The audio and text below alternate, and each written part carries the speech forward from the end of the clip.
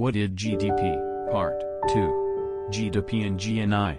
GDP can be contrasted with gross national income, GNI. The difference is that GDP defines its scope according to location, while GNI defines its scope according to ownership. In a global context, world GDP and world GNI are, therefore, equivalent terms.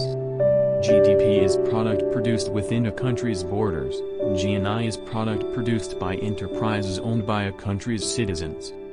Gross national income equals GDP plus income receipts from the rest of the world minus income payments to the rest of the world. Nominal GDP and adjustments to GDP. The raw GDP figure as given by the equations above is called the nominal, historical, or current GDP.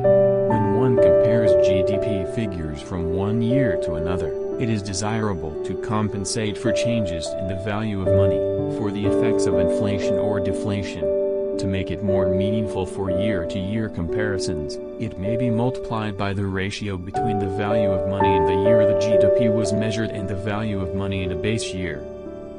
For example, suppose a country's GDP in 1990 was $100 million and its GDP in 2000 was $300 million. Suppose also that inflation had halved the value of its currency over that period. To meaningfully compare its GDP in 2000 to its GDP in 1990, we could multiply the GDP in 2000 by 1/2, to make it relative to 1990 as a base year. The result would be that the GDP in 2000 equals $300 million times 1/2 equals $150 million, in 1990 monetary terms. We would see that the country's GDP had realistically increased 50% over that period, not 200%, as it might appear from the raw GDP data. The GDP adjusted for changes in money value in this way is called the real, or constant, GDP. Real GDP growth rate for year n equals, real GDP in year n, real GDP in year n minus 1, real GDP in year n, 1. Countries by 2018 GDP, nominal, per capita. Cross-border comparison and purchasing power parity. The level of GDP in countries may be compared by converting their value in national currency according to either the current currency exchange rate, or the purchasing power parity exchange rate. Current currency exchange rate is the exchange rate in the international foreign exchange market. Purchasing power parity exchange rate is the exchange rate based on the purchasing power parity, PPP, of a currency relative to a selected standard, usually the United States dollar. There is a clear pattern of the purchasing power parity method decreasing the disparity in GDP between high and low income GDP countries, as compared to the current exchange rate method. This finding is called the Penn effect. Standard of living and GDP, wealth distribution and externalities. GDP per capita is often used as an indicator of living standards. The major advantage of GDP per capita as an indicator of standard of living is that it is measured frequently, widely, and consistently.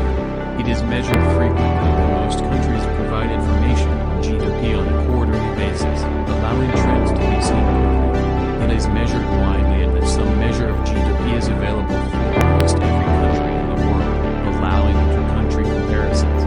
It is measured consistently in that the technical definition of GDP is relatively consistent among countries. GDP does not include several factors that influence the standard of living. In particular, it fails to account for many things.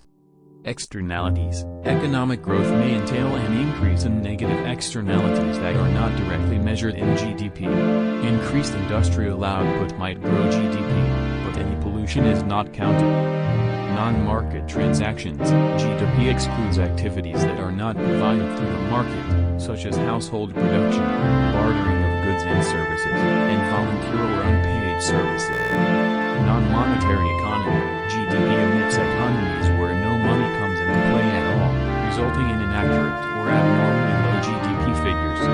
For example, in countries with major business transactions occurring informally, portions of local economy are not easily registered. Bartering may be more prominent than the use of money, even extending to services. quality improvements and inclusion of new products.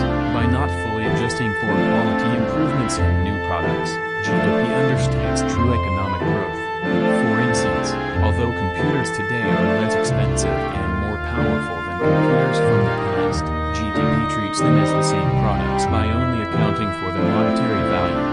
The introduction of new products is also difficult to measure accurately and is not reflected in GDP despite the fact that it may increase the standard of living. For example, even the richest person in 1900 could not purchase standard products, such as antibiotics and cell phones, that an average consumer can buy today, since such modern conveniences did not exist then. Sustainability of growth. GDP is a measurement of economic historic activity and is not necessarily a projection. Wealth distribution. GDP does not account for variances in incomes of various demographic groups. It can be argued that GDP per capita as an indicator standard of living is correlated with these factors, capturing them indirectly. As a result, GDP per capita as a standard of living is a continued usage because most people have a fairly accurate idea of what it is and know it is tough to come up with quantitative measures for such constructs as happiness, quality of life, and well-being. So that's all about GDP. It's all around us and is very good to know about it. Thanks for watching. Make sure to like, share and subscribe and don't forget to turn on the notifications.